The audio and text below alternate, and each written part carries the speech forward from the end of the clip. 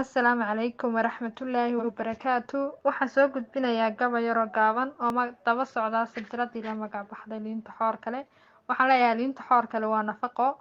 naftaan u baahan ha lagu socdo insha Allah. Indhaweyd baxada gabay ma tirin xarakadiisiiye waataan xogtiisiyo kaadhay xigashadiisiiye sagaley dareen bay xadowaan xaglinayaaye anigoon xifaaltamin anoo ruuxna xaganaynin xujada loogiyo runtaan soo xadiyaya xukunka dalkan iyo talada xogsi lagu doonay xuurtada ragganagu hayeen xeelad garanaynin nimanka xaqi loo sinaaxo ku guuranaya xirribaa kuwa xirtayee naga xiishoon waayey xusul duubka waxay ugu jiraan xeer qabiil dhigay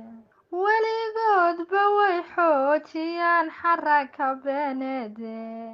distii xagaato waa wada xariif duulaan loo xilaane siday noogu xoomeen dalkii xaaluf baa helaye waa kuwa xantoobsaday wixii xaasilka ahaaye xaqi way ka boodeen haddaan loo xilqarinin mid kastoo la xiisaynayo xilaala loo dhiibto isagoo xaqi loo idmaday xaraf ka soo hoynin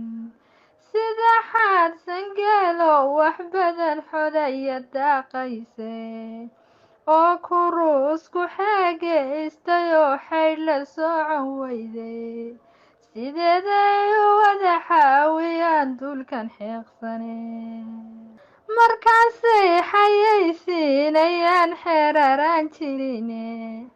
xaaraanta kama caagane way xidigayaane xaqu diriirna waxay moodayaan xoola kii dhacay shacabka xanaaqiyo dadka xumaha diidaya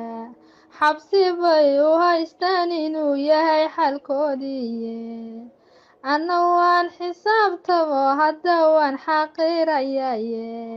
xabsi baan la gelayaa anoo qarin xaqayga